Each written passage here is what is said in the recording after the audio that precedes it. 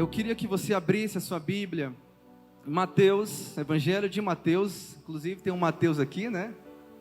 Satisfação recebê-los aqui, tá, pessoal? Alguns estão vindo a primeira vez, né? Como é o nome do pessoal? Nicole e Lucas, sejam bem-vindos, tá? Depois vamos dar um abraço nele ali no final, viu, pessoal? Neles, tá? Mateus, capítulo 13, verso 44. O tema dessa mensagem é o tesouro escondido. Diga, o tesouro escondido. Deixa eu pegar minha água aqui, porque sem água não vai não. Você que achou, você que não achou, pode acompanhar no telão, tá? Diz assim: o reino dos céus é semelhante a um tesouro escondido no campo, que um homem achou e escondeu. Então, transbordante de alegria, ele vai e vende tudo que tem e compra aquele campo. Coloque a mão no seu coração e diga assim: Espírito Santo, fala comigo essa noite. Toca no meu coração. Transforma o meu coração através da tua palavra. Amém? Eu comentei com a minha esposa, com a Raquel, que toda oportunidade que me for dada para compartilhar a palavra de Deus, nós vamos trabalhar as parábolas de Jesus. Para quem lembra, da última vez que eu preguei aqui, a gente falou sobre a parábola do semeador. Quem lembra disso? E hoje nós vamos falar sobre a parábola do tesouro perdido. Então nós vamos ter uma série de parábolas, todas as vezes que me for dada essa oportunidade, até que a gente consiga finalizar todas as parábolas de Jesus na Bíblia. Alisson, mas por que você está com esse foco nas parábolas? Porque existe uma profundidade enorme de ensinamento nas parábolas de Jesus, e que muitas vezes eu e você nem conhecemos, que muitas vezes eu e você nem lembramos de certas parábolas. Então, toda vez que me for dar essa oportunidade, nós estaremos tratando uma parábola nova. Amém, irmãos? A primeira coisa que nós precisamos entender quando nós estamos lendo uma parábola de Jesus, inclusive foi falado isso na pregação anterior, é para quem é que Jesus estava falando naquele momento? Quem era o público-alvo de Jesus? Será que era para uma pessoa? Será que era para uma multidão? Será que era para algumas pessoas só? Isso é muito importante a gente entender. Por quê? Porque a partir do momento que você entende quem é o público-alvo, você consegue interpretar e extrair ensinamentos profundos daquilo. Então a primeira coisa que a gente precisa entender é isso, tá? Na parábola do semeador, ainda no capítulo 13, um pouco antes desse versículo, Jesus estava falando para uma multidão. Ele estava falando para uma multidão, mas aqui o contexto é diferente. Jesus estava falando para os seus discípulos. Diga, discípulos. Existem momentos em que Jesus se preocupa em falar e ensinar a multidão, mas existem verdades que ele revela primeiramente somente aos seus discípulos. E a gente vê isso, inclusive podemos fazer a primeira aplicação aqui já na introdução. E como você se identifica? Você se identifica como uma multidão ou você se identifica como um discípulo? Existem momentos em que Jesus fala somente com aqueles que têm sede, que têm desejo pela sua palavra, que é o caso dos discípulos. E existem momentos que ele fala para uma multidão de forma geral. Todo aquele que é discípulo, ele se identifica como discípulo. Todo aquele que é discípulo, ele ama, diga ama, a palavra de Deus. A multidão não, a multidão ela só observa. A multidão ela acha até bonito. A multidão ela acha até interessante, poxa, que homem sábio, né? Que homem inteligente esse Jesus aí de Nazaré. Mas o discípulo não, o discípulo ele faz o seguinte: mestre, nos explica melhor porque eu quero entender mais sobre as suas verdades. Esse é o discípulo de Jesus. E nesse momento aqui, no verso 44 que nós lemos, Jesus estava falando para os seus discípulos. Amém? No período que Jesus contou essa parábola, irmãos, o que acontecia? Era muito comum que as pessoas escondessem os seus tesouros e os seus bens debaixo da terra. Até porque não existiam bancos seguros, né, como existem hoje. Então as pessoas, ainda hoje é interessante que tem gente que guarda dinheiro em casa, né? Tem medo de colocar no banco, guarda lá embaixo do colchão, enfim, tem gente que faz isso. Mas, né, Zé? Mas imagina há 2000 anos atrás, né? Isso era muito comum. Eles escondiam tesouro ali debaixo da terra. Eles faziam questão de proteger aquilo, porque aquilo era importante para eles. E é nesse cenário, né?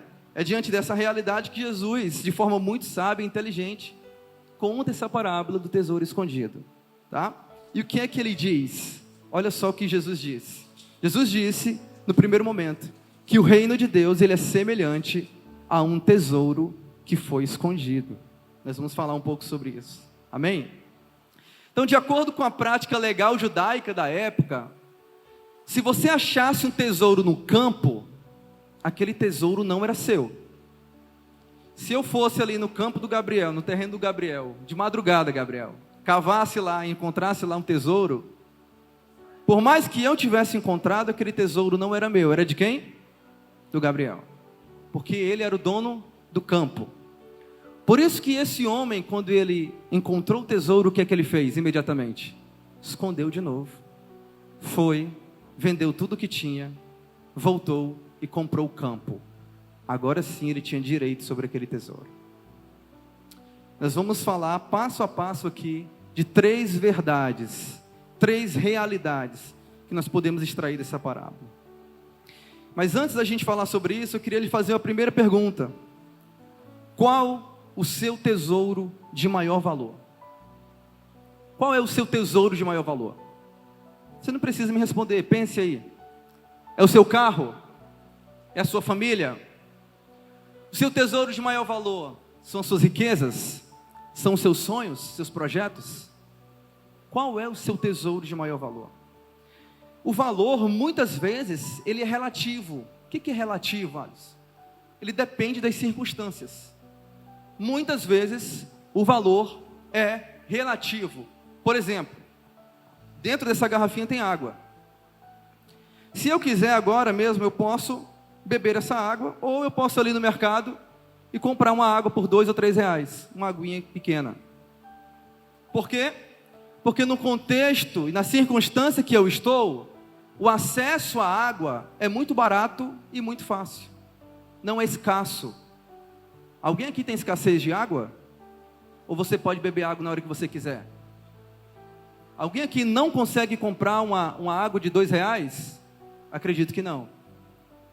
Agora, imagina só, se eu ou se você estivéssemos no meio de um deserto.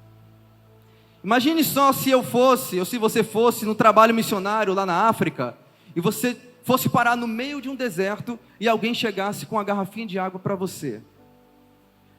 O valor que você atribuiria àquela água seria o mesmo valor que eu atribuo agora? Sim ou não? Por quê? Porque naquela circunstância, aquela água tem muito mais valor para você. Então essa questão de valor, muitas vezes é relativo. Muitas vezes, valores no mundo, coisas do mundo. Um dia isso aqui pode ser muito valioso para mim,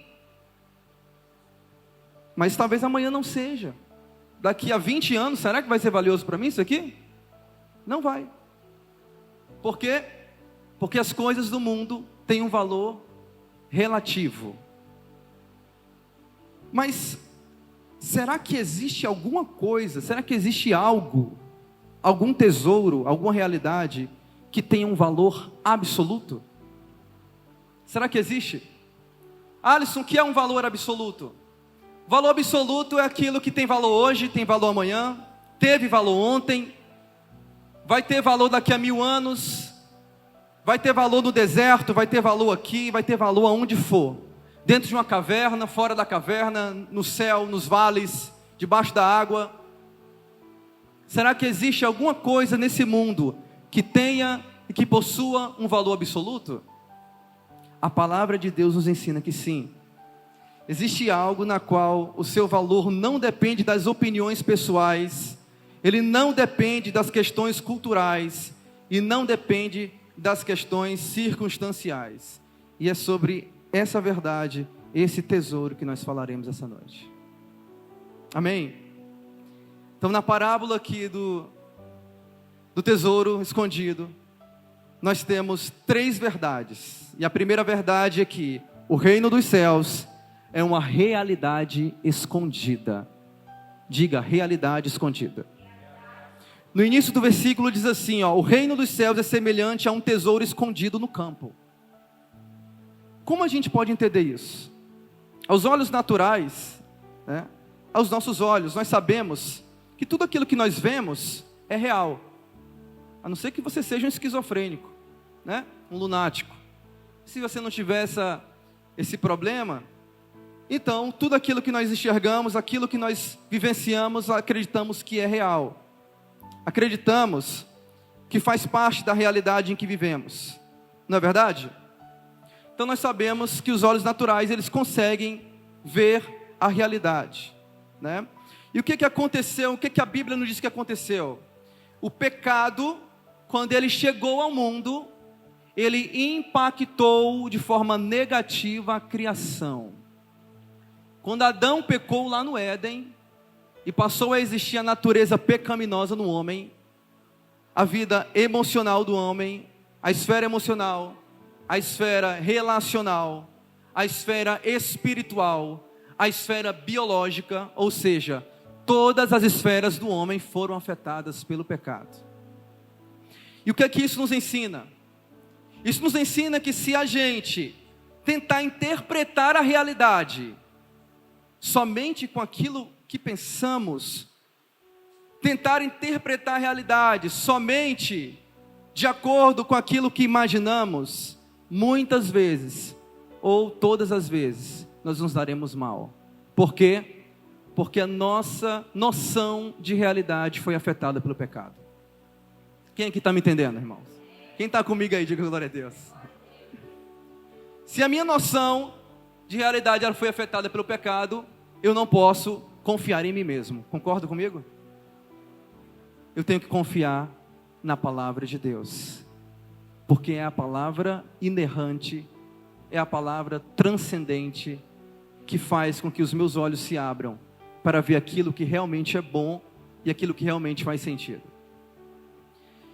Então, a Bíblia nos mostra que existem três inimigos. O mundo, diga o mundo, a carne e o diabo. É isso que nós aprendemos ao ler a Bíblia. Existem três inimigos do homem: o mundo, que é o sistema desse mundo; a carne, que é a natureza pecaminosa, que te faz muitas vezes abandonar as coisas de Deus, que te leva muitas vezes para aquilo que não agrada a Deus; e o diabo, que a Bíblia diz que ele está ao nosso derredor, bramindo e rugindo como um leão, tentando nos tragar. Então são os três inimigos que a Bíblia nos mostra, tá? E o que acontece? Quando nós damos vazão, quando nós damos chance para que o sistema desse mundo, a natureza pecaminosa ou o diabo nos impacte, nos domine, nós ficamos confundidos e nós não conseguimos enxergar aquilo que realmente tem valor. Nós não conseguimos identificar aquilo que de fato tem valor. Nós valorizamos muitas vezes aquilo que não tem valor, ou que o seu valor é passageiro, e nós desprezamos aquilo que possui valor absoluto. Eu não quero ser chato aqui, irmãos, né? Eu sei que é só uma expressão, mas muitas vezes quando a gente vai no aniversário de alguém, olha só o que a gente diz. Agora teve o aniversário ali do Cássio, né? Eu não falei isso, né, Cássio? Mas a gente às vezes fala, viu? Eu te desejo saúde e dinheiro, e o resto a gente... Peraí. Vocês sabem essa daqui, tenho certeza. Você vai na casa do teu amigo lá que está aniversariando. Aí você fala assim: meu querido, a paz, eu te desejo saúde e dinheiro, o restante a gente... O resto a gente corre atrás. É ou não é, irmãos? Eu não quero ser chato, eu sei que é só uma expressão, eu sei que é só um ditado nosso, mas às vezes nessas expressões a gente pode refletir também. Porque se você deseja apenas saúde e dinheiro e o resto a gente corre atrás, onde é que fica o reino de Deus nisso tudo? No resto. O reino de Deus fica no resto. Porque o que você está desejando o tesouro de maior valor que você está oferecendo àquela pessoa é saúde e dinheiro. É ruim ter saúde e dinheiro, irmãos? Quem quer ter saúde e dinheiro aqui? Eu quero. Eu quero. Mas esse não é, e não pode ser, o meu tesouro mais valioso.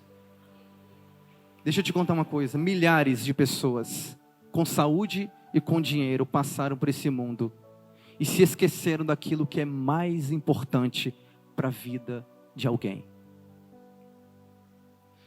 Milhões de pessoas passaram por esse mundo físico com saúde e com dinheiro. Envelheceram bem, com saúde e com dinheiro. Morreram de velhice. E não descobriram aquilo que possui um valor absoluto e inestimável. E talvez seja por isso que Jesus disse que esse tesouro é como um tesouro escondido.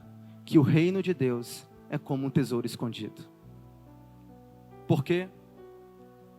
Porque apesar do reino de Deus ele ser expansivo para todos, ele pode alcançar todos.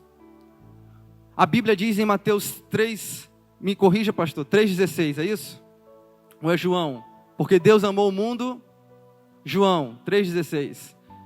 De tal maneira que ele entregou o seu único filho, para aquele que nele crê não pereça, mas tenha a vida eterna. O que é que esse versículo está dizendo?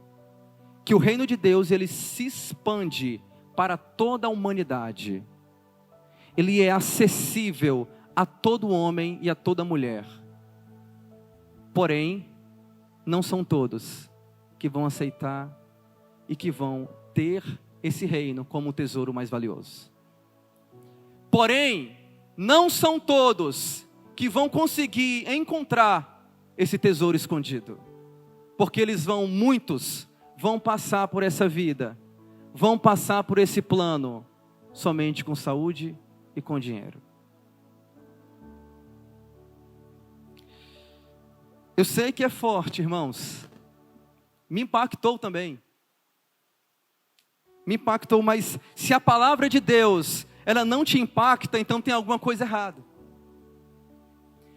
Se a palavra de Deus, ela não te confronta, e ela não expõe para você aquilo que você precisa melhorar, e aonde você precisa ser transformado, então tem alguma coisa errada com essa mensagem. Tem alguma coisa errada com essa mensagem. Essa mensagem está muito maquiada. Porque todas as vezes que eu leio as Escrituras Sagradas, que eu leio a Bíblia, eu sou confrontado a ser um cristão melhor. O reino de Deus, ele é semelhante, ele é parecido com um tesouro que foi escondido. Porque não são todos, infelizmente, que vão encontrar esse tesouro. Mas eu creio que aqui existe um povo que já encontrou o que vai encontrar esse tesouro. Amém? Você crê nisso? Diga glória a Deus por isso. Segunda verdade que nós podemos extrair da parábola. O reino de Deus, ele é uma realidade de valor maior. Ainda no mesmo versículo, ainda na parte A do versículo diz assim: o reino dos céus é semelhante a um tesouro escondido no campo, que um homem achou e escondeu. Então a palavra-chave aqui para a gente identificar essa realidade de maior valor é a palavra escondeu. Olha só, o tesouro ele já estava escondido. Ele já estava escondido. Mas o homem foi lá, cavou, encontrou, amou aquele tesouro, ele se maravilhou com aquele tesouro, ele se apaixonou por aquele tesouro. E o que é que ele fez? Espera aí, eu vou esconder de novo aqui. Porque se eu levar, eu não tenho direito ainda sobre esse tesouro. Ainda não tenho direito. Só porque eu encontrei eu ainda não tenho direito. É preciso fazer alguma coisa antes para que eu tenha direito a esse tesouro. Ele compreendeu que aquele tesouro era uma realidade de valor transcendente, muito maior do que ele poderia imaginar. Se pararmos para refletir, em algum nível da nossa vida, tudo aquilo que a gente ama e tudo aquilo que a gente valoriza, a gente protege. Se você ama o seu dinheiro, se protege. Apesar que a Bíblia diz que o amor ao dinheiro é a raiz de todos os males, né? Não é errado ter dinheiro, é errado amar o dinheiro, é totalmente diferente. Se você ama o seu filho, você marido, se você ama a sua esposa, você protege. Eu tenho certeza que você protege, se você o valoriza, se você a valoriza. Se alguém chegar peitando essa pessoa, querendo agredir ela, eu tenho certeza que você vai virar o Super Saiyajin. Para defender aquela pessoa amada. Por quê? Porque você ama. Porque você valoriza. Você não vai deixar ninguém meter a mão naquilo que é seu, que você protege, sabe? Que você conquistou, né? Não vai deixar. Então, em algum nível da nossa vida a gente faz isso. A gente protege. E acontecia isso naquele tempo também com o pessoal da Palestina. A Palestina naquela época, a região onde ficava Israel naquela época, a Judéia, era constantemente atacada. Era constantemente atacada. Então o que eles tinham que fazer? Eles tinham que cavar, esconder, pegar o beco. Depois, quando passasse lá o problema, eles voltavam. Graças a Deus, o meu tesouro estava protegido. Porque eles amavam aquele tesouro, eles queriam aquele tesouro. Tudo aquilo que realmente amamos, nós escondemos e protegemos. E se nós amamos a palavra de Deus, se nós amamos o reino dos céus, como dizia Mateus, interessante que Mateus é o único que chama o reino de Deus de reino dos céus, se você observar. E existe um motivo para isso. Se você tiver curiosidade, no final você me procura. Para a gente não perder tempo, tá? Então, o que é que eu faço quando eu encontro esse tesouro, quando eu encontro o reino dos céus? Você não precisa responder, a Bíblia responde. Salmos 119, verso 11.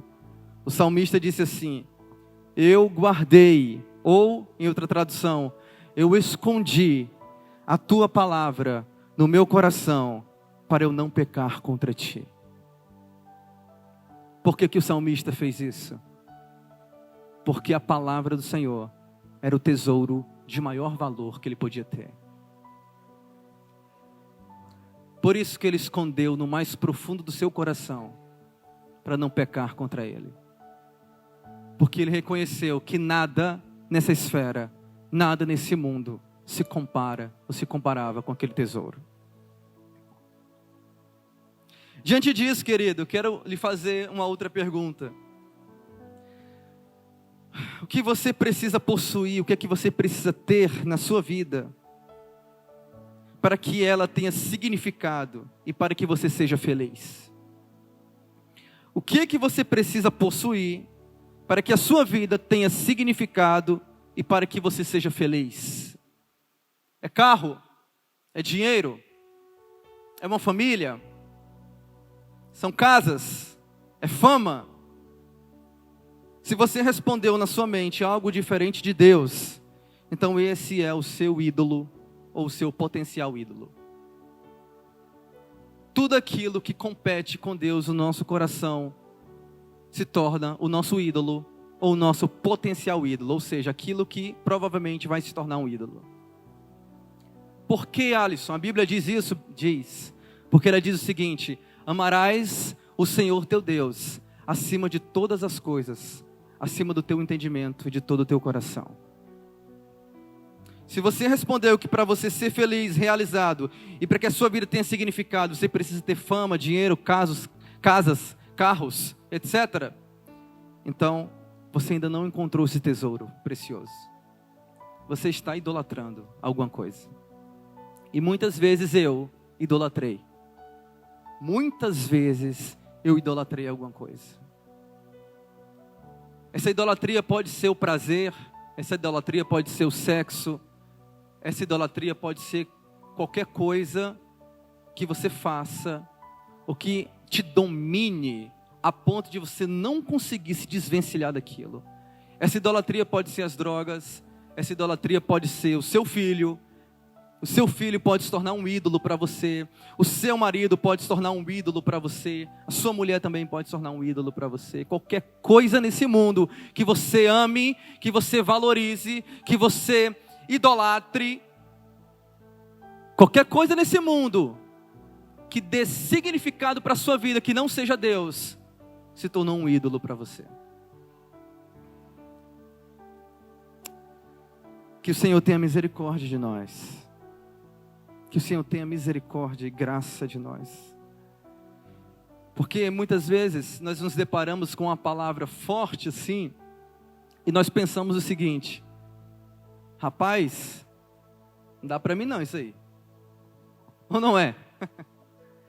Esse padrão aí, meu amigo, aí é com quem está afim. Para mim não dá não. E tem muita gente que pensa que para servir a Deus e que para amar a Deus precisa se consertar com as próprias forças. Você já ouviu alguém falar assim, ó, irmãos, quando você chega assim para alguém e fala assim: meu querido, vamos lá na igreja, rapaz. Ou então, vamos lá no GC, que é o nosso grupo de crescimento, né? Vamos ouvir um pouco mais sobre a palavra de Deus. Vamos ouvir um pouco mais sobre Cristo. Deixa Ele falar o seu coração. Quem aqui já ouviu essa desculpa aqui, ó? Eu não estou pronto ainda não. Quem aqui já ouviu essa desculpa? Eu ainda não estou pronto. Mas um dia vai dar certo. Na verdade, o que essa pessoa está pensando? Ela está pensando o seguinte: um dia, quando der na telha, quando de repente eu quiser me consertar, largar, né, o mundo, largar a natureza, largar o mundo, aí sim, aí eu penso em ir para a igreja. Só que a mensagem do Evangelho não é essa. Não é assim que o Evangelho nos ensina. O Evangelho diz o seguinte: vinde a mim como estás. É do jeito que você está. Mas Alisson, eu estou no lamaçal do pecado. Você não sabe como é que está a minha vida. É desse jeito que Jesus te quer hoje. Ele quer que você venha para Ele hoje desse jeito. Mas Alisson, todos os dias eu minto, eu roubo, eu sou um fracassado, eu não consigo seguir a Cristo. É desse jeito que Ele quer que você se achegue a Ele hoje. Sabe por quê? Porque o querer e o efetuar e a transformação não é você que vai fazer. Não é pelos seus méritos, não é a sua força. É o Espírito Santo que tem esse poder de fazer. Mas nós precisamos dar um primeiro passo e estar sedentos por esse tesouro. Nós precisamos estar sedentos por esse tesouro. Não pense que é você, não é. Se você continuar com esse pensamento: um dia dá certo, eu não estou pronto, você vai ser aquele exemplo lá que eu falei. Você vai entrar naquela estatística que eu falei: dinheiro e saúde. O resto é o resto. E é muito provável que você passe por essa vida sem encontrar o tesouro escondido. Não queira ser esse, querido. Não queira ser esse. Não queira ser essa pessoa. Mas Alisson, eu não tenho força. Peça. Peça força. Ele é misericordioso. A Bíblia diz que as suas misericórdias se renovam a cada dia. Ele é gracioso. Ele é longânimo. Ele está de braços abertos. Porque Ele te ama. Ele nos ama. Amém? O ser humano que ainda não entendeu o Evangelho, ele pensa que o que falta para ele é o dinheiro, o reconhecimento, a satisfação e o prazer. Ele pensa que é isso que falta para ele. Não, para eu ser feliz eu tenho que ter muita grana. Para eu ser feliz eu tenho que ter muito prazer. Todo dia eu tenho que ter muito prazer.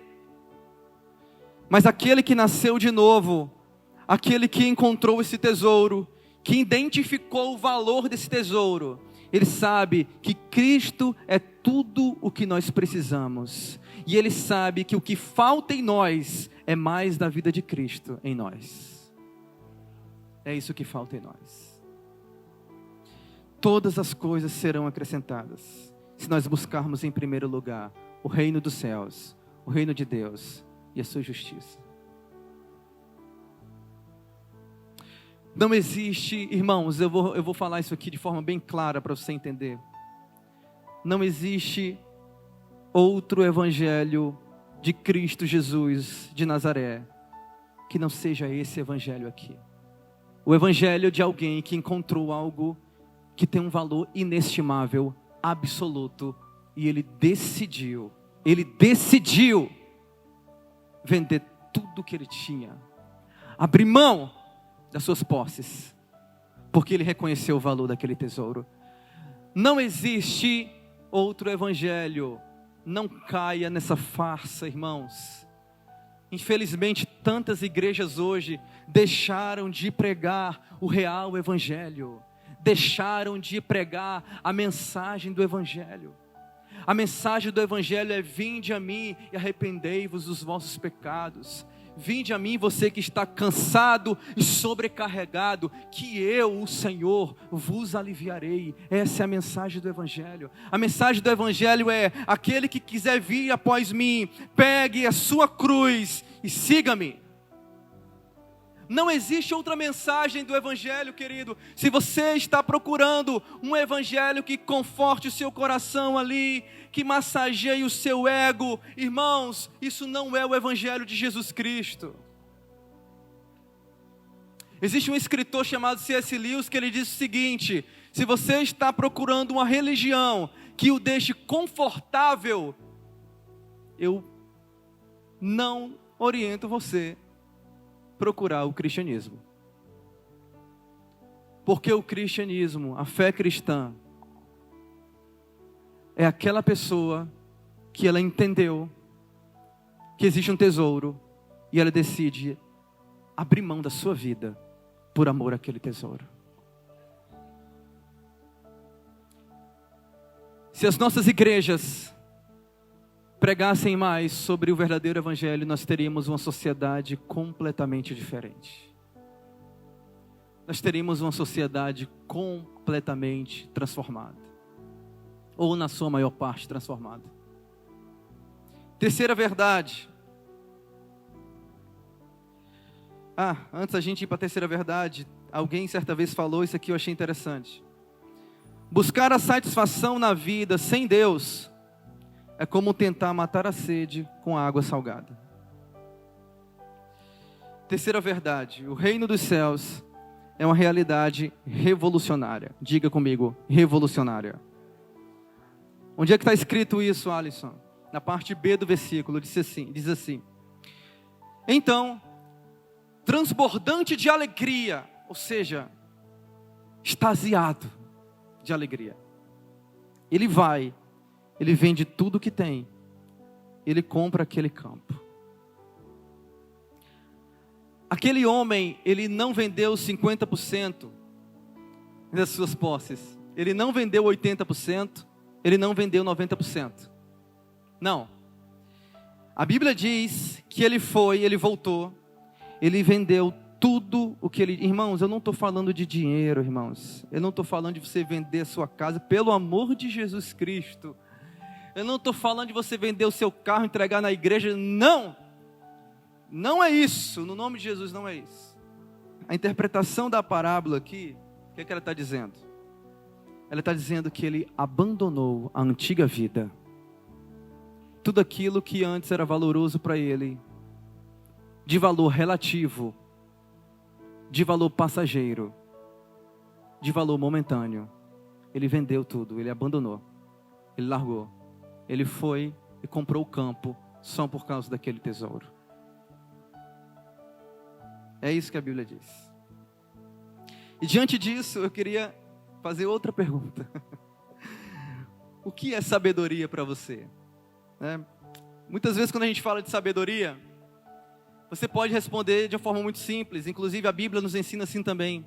Alguém disse que sabedoria é você sempre caminhar pelo meio. Você tem aqui um extremo, você tem outro extremo, e o sábio é aquele que pondera e ele caminha pelo meio. Muitas vezes a Bíblia nos ensina isso.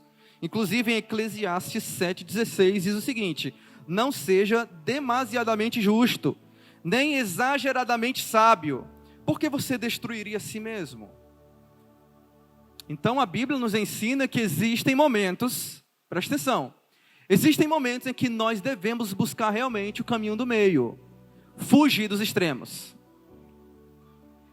Precisamos ser equilibrados em muitas atitudes da nossa vida. Porém, eu queria ter colocado um porém bem grande aí, mas eu esqueci.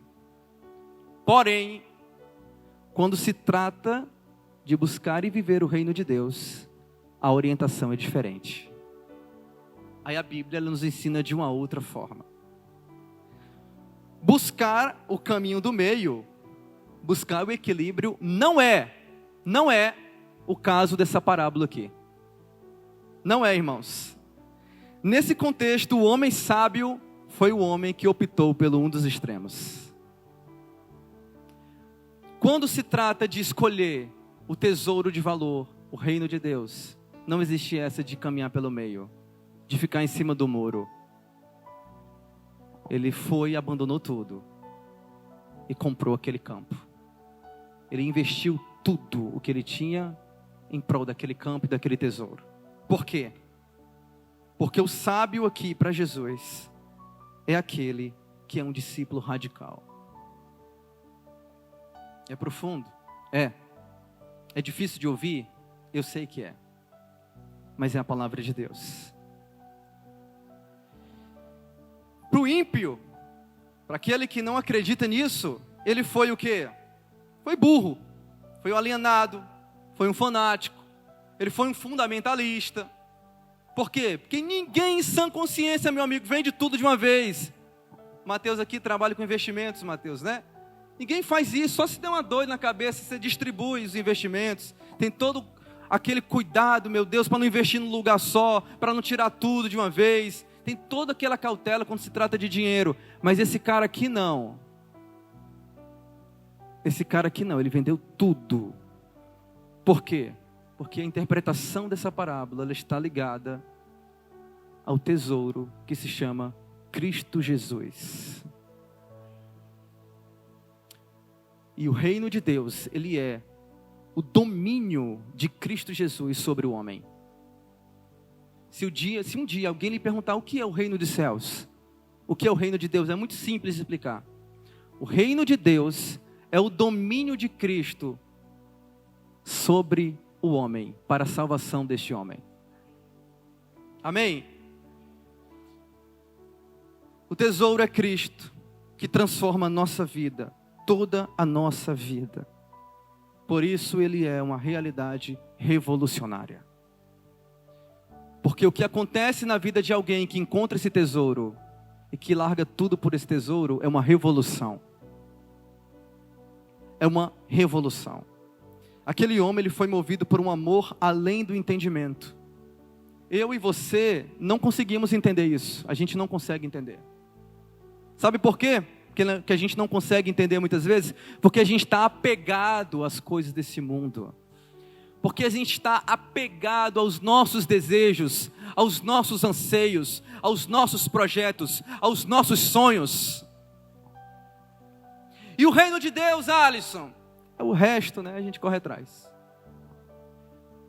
Infelizmente, irmãos, essa é uma realidade na vida de muitas pessoas.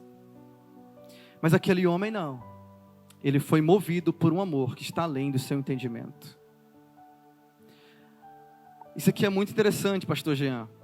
Aquele homem, ele não fez um sacrifício ao vender tudo. Peraí. Como assim? Explica esse negócio direito aí. Como é que o cara vai? Ele vende todas as suas posses, investe num lugar só. E como é que você está me dizendo, Alisson? Como é que você me diz que esse cara não fez um sacrifício? Ele não fez um sacrifício. Sabe por que ele não fez um sacrifício? Porque todas as suas posses eram nada se comparadas ao tesouro que ele encontrou. Nada. O senhor Martyn Lloyd-Jones, Ele foi um teólogo e pastor galês. Para quem não sabe, o pessoal que nasce e vive lá no país de Gales, no Reino Unido.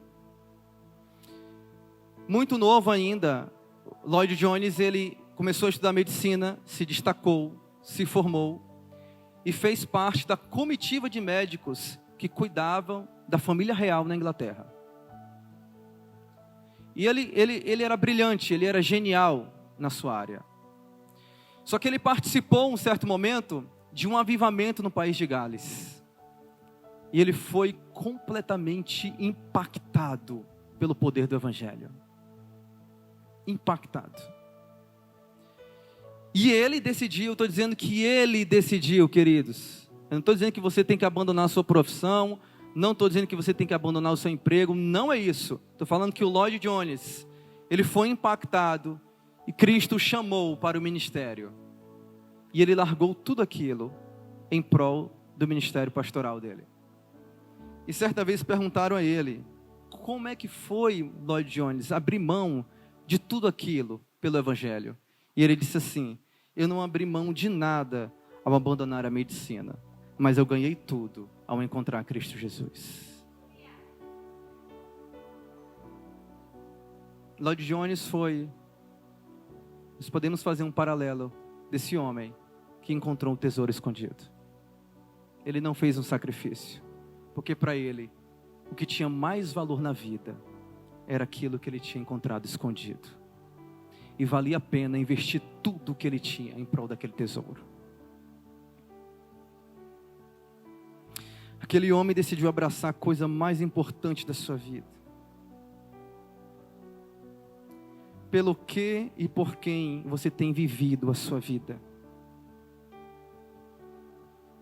Pelo que e por quem você tem vivido a sua vida? O que é que consome os seus pensamentos? A sua imaginação, o seu tempo, o seu dinheiro? Por que você está aqui essa noite? Qual é o seu maior tesouro? Irmãos, eu queria finalizar lendo Filipenses, capítulo 3, versos 7 ao 9. A carta de Paulo aos Filipenses é uma das cartas mais lindas que a Bíblia possui. A gente estudou esses dias lá, né? Com o pessoal do louvor. Paulo, ele foi, para você que não conhece, se você não tenha ainda algum conhecimento bíblico, Paulo, ele foi um dos apóstolos mais importantes e mais relevantes na história da igreja. Ele era fariseu, ele era um doutor da lei, inteligentíssimo, falava vários idiomas. E na época que ele era fariseu, ele perseguia os cristãos, ele perseguia a igreja, até que ele teve um encontro com Cristo. E a partir desse encontro ele decidiu mudar, ele decidiu e foi transformado pelo próprio Cristo, a mudar a sua vida para sempre. Ele largou, abandonou a sua vida e passou a ser um dos apóstolos de Cristo. E através da sua literatura, nós temos hoje essa riqueza incrível das cartas de Paulo, né? Na carta de Paulo aos Filipenses, ele fala o seguinte, capítulo 3, do 7 ao 9. Mas o que para mim era lucro, olha só isso aqui, ele tá se referindo à época que ele era fariseu, a época que ele tinha alguma importância lá diante dos doutores. Mas o que para mim era lucro, isto eu considerei como perda por causa de Cristo. Na verdade, eu considero tudo como perda, por causa da sublimidade do conhecimento de Cristo Jesus, o meu Senhor. Por causa dele eu perdi todas as coisas e as considero como lixo, para ganhar a Cristo e ser achado nele, não tendo justiça própria, que procede de lei, mas aquela que é mediante a fé em Cristo Jesus, a justiça que procede de Deus, baseada na fé.